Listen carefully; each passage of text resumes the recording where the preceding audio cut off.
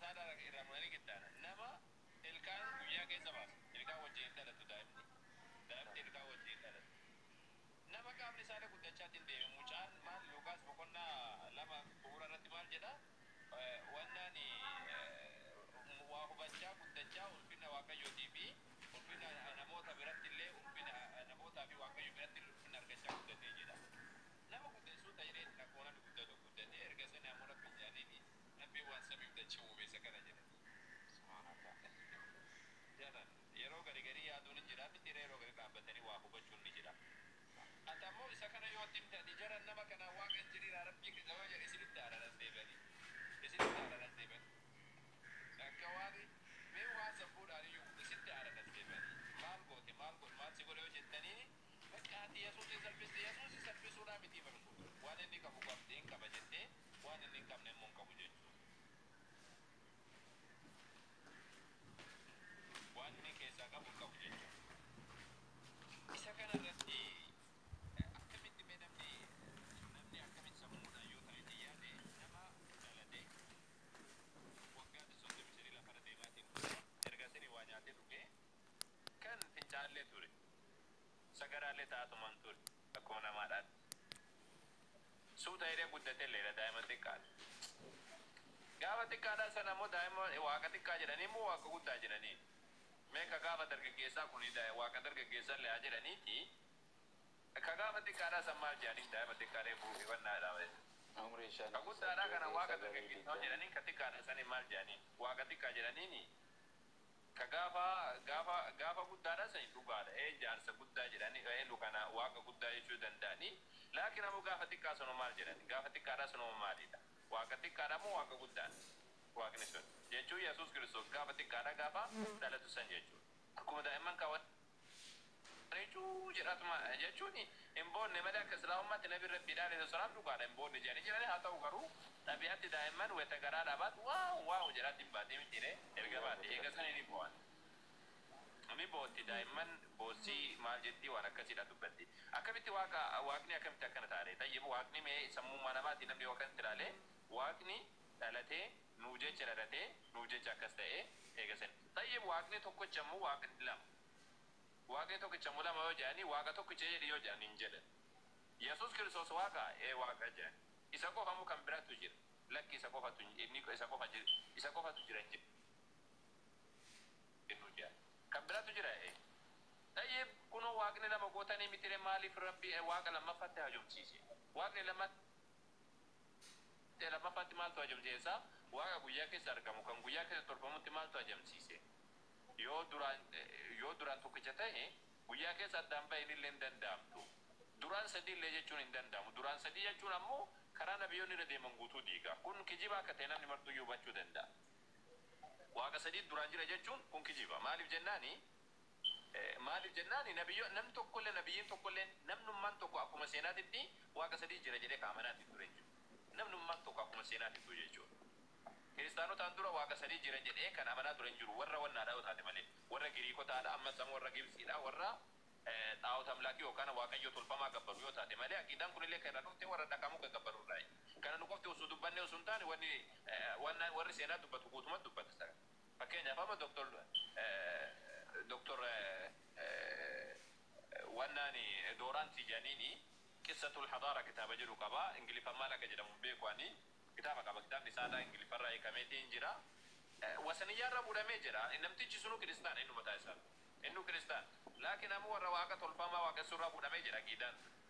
kitaaba isaa san keessatti qissatul hadaara ka jedhu namni martuu buufatee diiwannaa nabiyyoonni waan barsiisanii miti waaqa sadiidha duraan nabiyyoonni hin beekan kiristaanota Yesuus iyyuu hin beeku waaqa sadii Yesuus mataan isaatu waaqa sadiidha hin beeku waaqni sadiidha kun hin jiru waaqni sadiidha kun eessaa akka dhufan hin beeku waaqni sadiidha kun guyyama keessa bulluq jedhetti ol ba'e akkamitti waaqni tokkicha yoo ta'e duraan erga sanii bakka sadiitti addaan qoodama bakka sadii addaan qoodamee kun gubbatti taa'ee kun amma jalatti gabbu haasaa akkamitti waaqa namni sammuudha yeroo gari yaaduu hin jira sammuu kan kee kana leewwan rabbiin sii kenne isa kan laakiin ammoo dhugaadha wanti garii wanni dandeettiin kan kee bira hin geenye jira laakiin karaa gad dhaabbataadhaan ta'uu barbaachisa waan gad dhaabbataadhaan ta'uu barbaachisa akkanumatti argitee jennaan ati kiristaana bekka amantii macaafa wayiidha lafatti argitee jennaan irratti du'uu qabda osoo hin qoratiin macaafni qorannaa tokko bira dabruu hin danda'u. Wallabbiin isa keessa guutee jira. Wallabbii tokkicha bira dabruu hin danda'u. Wallabbiin isa keessa guutee jira. Wallabbii bira dabruu hin danda'u. Seenaa isaa keessatti namni barreessee hin beekamu. Namnummaan barreessee hin beekamu. Nama akkanatti jedhamee waan namni si haadhaan dubbatu malee eenyu barreessee isaatu hin beekamu. Akkamitti reetayye? Amantii bakaraayyuu eenyu uume? Yaada kanaa eenyutu uume? Eenyutu waaqa sadii walqixxaataa humnaan walqixxaatu kanaa kan jedheetiin ibse eenyudha? Bariin jiru abuun baas jaarraa abbaa dura kiristaanaa keessatti namoota tokkicharraa fiduu hin danda'an. Nama tokko jechuudha. Hatta fakkeenyaaf yeroo duraatiif kan Yesuusii fi Hafuura Qulqulluu Waaqa godhe Tarteliyaan jedhanii. Tarteliyaan jechuun barataa Phaawulosi. Innummaan mataan isaatu Hafuura Qulqulluu fi Yesuus illeen Waaqayyo abbaadhaaf abboomamanii jedha. Phaawulos illee yaadni isaa akkasii bara. Phaawulos illeen bara Waaqayyo wayita waan hundumaa miila isaa jala galche wayite jennu Waaqayyo ammoo ofii isaatii miila isaa jala hin galle jedha. Eenyuun jedha? Miila Yesuus jala hin galu jedha. Waaqayyo waan hundumaa miila isaa jala galche wayite jennu ammoo inni ofii isaatii eenyu ilmi ofii isaatii ammoo Waaqayyo isa waan hundumaa miila isaa jala galche jala hin galaa jedha. Eenyuun jala gala? Yesuus Kiristoos eenyuun jala gala? Abbaa Waaqayyoon jala gala. Waaqayyotu isa hoogganaa jechuudha. Waaqayyotu mataa isa qabeettiin olii gadi ta'uu baay'ee. Inni gabricha Waaqayyoon fedha ofii kootii raawwachuudhaaf waan dhufe isin fakkaateen fedha isana erge duukaan bu'aa malee jedha. Fedha isa duukaan inni isa erge sun kamiin Waaqayyo Rabbiidha. Rabbiin erge Yesuus Kiristoos ammoo waan biraa qaba waan biraan qabu ajajamaadha. Waan hundumaa Rabbiin osoo waan hundumaa jala galche akka Phaawulos jedhameyyuu waan hundumaa Yesuus jala Rabbiin seenseera osoo jedhameyyuu Yesuus Kiristoos Waaqayyumatu isa hooggana. Yeroo kamittuu inni hoogganama. Rabbiin nama Rabbiin gabbaru. Nama Rabbiin gabbaru. Takkaa'u guyyaa tokkichaaf illee haa taatu dagatee salaata Rabbii dhiisee hin beeku. Nama ol ba'ee halkan guutuu Rabbii fi imimmaan buuseetiin salaataatiin ture. Erga inni Rabbiif salaataatiin ture hoo ati hoo maalii miskiinni kaa caccabdee isaaf sagadu. Inni Rabbitti nama Rabbitti dhiyaatu. Rabbiin subhaanahu wa ta'aala Quraana keessatti Rabbiin subhaanahu wa ta'aala أولئك الذين يدعون يبتغون إلى ربهم الوسيلة ويرجون رحمته جنة ربي سبحانه وتعالى تبدا ورما جري كذا تنسون جدا ور جري كذا تنسون يو جرى ربي ساني تريا جورا بربادني جدا يسوع كريستوس يو ونيني قرأ تري مالي ربي سكدا خلي ربي سوماتين تري إسلامون برسي سورة جدا لكن سي برسي سورة في متين لبوساتي جري تبر يو أني ربي في نجا جمني إن بدا جريتي بر أني فكينا بابا وانا ردقات لا مسيرا وانا ما يوانس بكون نجا لكوسا فرتمان أنو سيرا يوري دينالتن أني كنا أن سبب أباتي بجراتنا جل سبب أباتي بجراتنا يجوم الجسورة بيكتا نيسا سبب أباتي فنجراتنا جتشوني ونما ندتشير جروف يو ربين قبرو دافي جتشوني كبيرا دكو سبب أباتي بجراتنا سبب أساتي بجراتنا جتشو واني أني جراتو واني ألفر جروف يو ربين قبرو دافي جتشو إيه ربين قبرودhaaf inni lafara kan jiraatu taate ati ammoo maasidha maasiree juujeen kiyya maalumatu balaasitti buusiree juujee kiyya maalumatu yoo oli gasi oofere innuyyuu nama rabbiin gabbaru rahmata rabbii kajeela nama rabbiin bakka gaarii na haa qubsiisu jedheetiin kajeelu nama gara rabbiitti deebi'u yaa Waaqayyo sin galateeffadhaa jedha yaa Waaqayyo sin galateeffadhaa jedha yaa Waaqayyo waan akkana jala na baasii jedha yaa Waaqayyo waan akkana dana godhi jedha yaa abbaa yeroo moo hundumaa ati akka waan hundumaa yeroo hundumaa akka ati naaf dhageessuun beekaa jedhee jira jedhanii achi macaafa keessatti barreessanii jira quraana keessatti illee kan dubbatu suma kana yaa rabbi jedheetiin dubbata rabbi ofii yaammataa ture salaataa ture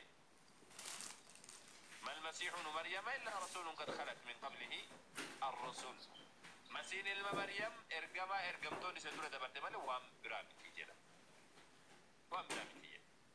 إيه إني ربي نقبرو تات أتوه مالي ري ونسيركيس ونمان لفديتة غنما اللي أولكورتة غنما اللي أولكورت وني يسوع واقع جرات جنسي أول شيء إيه مالي ده واقع إسا يسوع يوسف سالفة واقع وأنا كرا واقع يكوتي واقع يكيسني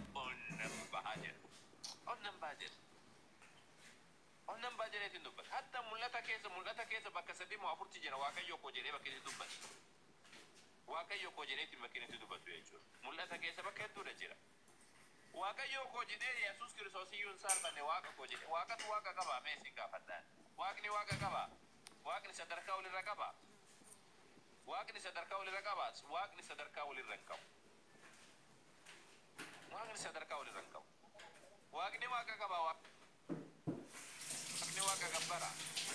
inni kunillee kana gabbaree kunillee kana gabbaree wal gabbara sila waaqni lama sadii ta'ee bakka sadiitti qoodamee eega sadii wal gabbaraasa maal jechuudha sa wal waaqessa waaqni kunillee waaqayyo ko jedha kunillee waaqayyo ko jedhaasa yesus kiristoos ammoo ani gara waaqayyo kootii waaqayyo keessanitti jedha waaqayyoon kiyya waaqayyoon keessan tokko jedha rabbiin karataatiin ture rabbiin subhaanahu wa ta'ala waaqa isaatiin ture rabbi hojjechaa ture hatta gaafa seetaan itti dhuftee naaf sagadii jedhee seetaan itti dhufe waan hunda mootummaa kana guutuutii kenna naaf sagadi yeroo takkatti kennaa jedhe na sagadi jennaan lakki jedhe maal godhe jedhee waaqayyo kee gooftichaaf sagad isa qofaafis hojjetu kan jedhamu caafamee jira jedhee inni dee sagadu seetanaafuu sagadu didee rabbii tokkicha qofaaf sagadi naan jedhamee jira ajajni natti jiru rabbii tokkichaaf qofa sagaduudha jedhe waaqayyoon sun isa kame kan inni dubbate waaqayyo ka isa ergesan yesus kiristoos seetanaaf sagadu dide atammoo maalire maaluma si jinqee dachii kana dhiphistee waaqa gooftaa achi asii achi ofii garana buus maaluma si jinqe kana hunda saadhaa garana kana hundas maal si rabbiin tokkichummaa rabbiidha yoo gad raabde waan qalbii kan kee danda'u waan hubachuu dandeessu kana yoo gad raabde maal si jinqee jennaan ol kaaftee gad raabde yeroo kaan asiin waaqa yeroo kaan asiin nama yeroo kaan asiin maali yeroo san asiin dhakaa asiin ammoo hoolaa asiin maaliidha maali si jinqe kana guutuu be maal si jinqe isa kana guutuu rabbiin tokkicha yoo jedhame rabbiin tokkichummaa rabbii kun yoo sii galuu dhabe maaltu sii gala isa tokkichummaa rabbii sii galuu dhabdi waaqummaa yesuustu sii gala wallahi ingijibdan akka malee tokkichummaa rabbii kan sii galuu dhabde sillaaseen sii gala sillaaseen sii iyyuu hin galuuyyu tasuma ta'e sii iyyuu sillaasee waaqni sadii tokko ta'uu sii gala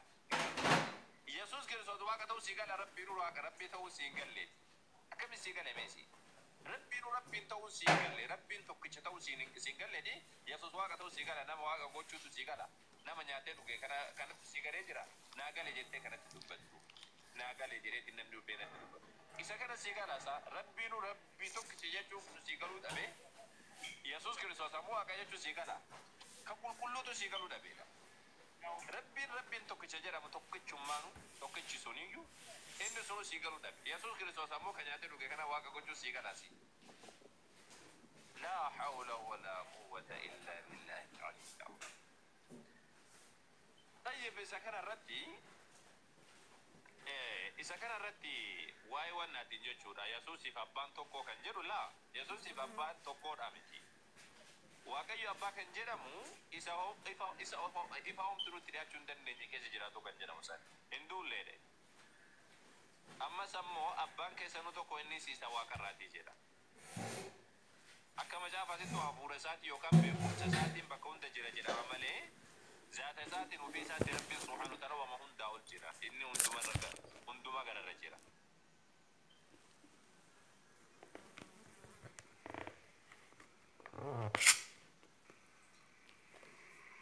abbaan eessa jira kan jedhamu yesus kiristoos gara samiidhaa ol laalee gara waaqaatti ol ilaalee yaa abbaa jedhee kadhatee jedha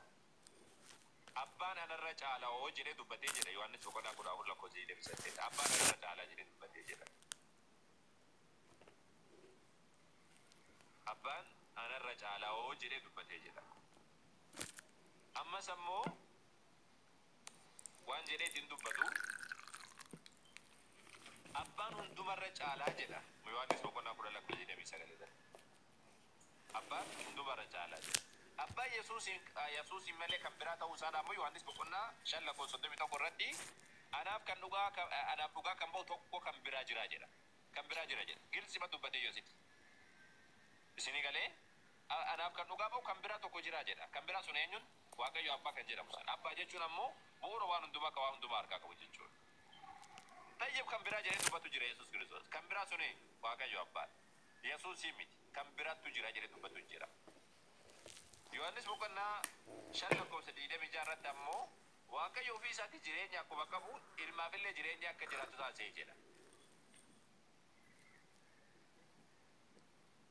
ilmaafillee jireenya akka jiraatu taasisee jedha ofii isaatii jireenya waan qabuuf ilma kun akka jiraatu taate osoo ilmi jiraachuu osoo rabbiin jiraachuu baate ofii isaatii osoo rabbiin jiraachisuu baate Yesuus Kiristoos jiraata hin jiraatu. Yesuus jira osoo rabbiin jiraachuu osoo rabbiin jiraachisuu barbaade fedha isaatiin osoo ta'uu baate Yesuus Kiristoos jiraata hin jiraatu. Hin jiraatu. Asitti naa qaba bakki tun marbatal faras bakka haadattidha bakka faddattidha ni bakki tun jabduudha. Akkas. Yesuus Kiristoos fedha eenyuutiin argame kan jedhu. Fedha eenyuutiin argame kan jedhu. Fakkeenyaaf amma mee isaan gaafadha jarri maal jedhanii fakkaatu dubbii rabbiitii jedhan duraan dubbii rabbiidha. Sila wallahi tabuu godhata. Dubbiin rabbiidha kun sila dubbiin rabbii waan olii gad deemtee akka kubbaadhaa olii gad bakka barbaadde fuutuusaa yeroo gadi nama ta'a yeroo gadi maal ta'a olii gad deemtuu miti. Dubbii rabbii jechuun waan rabbiin waa ittiin hojjetudha malee waan zaata qabaatee nama ta'aatii wantoota garaagaraa ta'a olii gad deemu. San wajjin umee akkasumatti waa ta'u. Dubbii rabbii tana rabbiin fedha ofiitiin dubbate moo dirqamaan irraa maali? Maaliin akkamitti irraa argamte Abuu Mu'aaz? Akka isaan jedhan dubbiin rabbiidhaa fedha ofiitiin dubbatamu giddiidhaan fedha isaatiin fedha isaatiin erga fedha rabbiitiin kan dubbiin rabbiidhaa isarraa ba'u taate yookaan ammoo rabbiirraa akka argamu taate eega fedha rabbii fedha isaatiin kan isarraa argamu taate akkas yoo taate osoo waaqayyo osoo rabbiin dubbachuu barbaadu dhabeetti silaa dubbiin sun argamti hin argamtu hin argamtu. Kanaafuu Yesuus Kiristoos amma fedha rabbiitiin argame jechuudha. Gara ofii gara soofii achi fuudhee asuudhiiti walii galatti fedha eenyuutiin argame inni gara ofii gara siyyoo ofii gara fedheenuu achi baase garba barbaadde noo fedha eenyuutiin argame fedha waaqayyootiin argame. Duraan jirayyuu jedhi ammayyuu jira jedhi gara barbaadde oo eessayyuu geessitu eessayyuu geessitu. Gara yoo fi gara siyyoo fi inni yoo dubbi rabbiitiin la jette fedha rabbii eenyuutiin argame fedha rabbiitiin argame. Yoo akkasii la jette fedhuma isaatiin argame. Hundaafuu Yesuus Kiristoos osoo rabbiin fedhuu baate fedha rabbiitiin osoo argamu baate waan takkayyuu hin jiru. Eega akkas taate ati maal si cinqisa maaluma si cinqireema. Nama fedha rabbiitiin argame ati deemta maal jechuudha isaa? Maaliif yeroo gadi gadi dhaabbattanii yaadde waan namoonni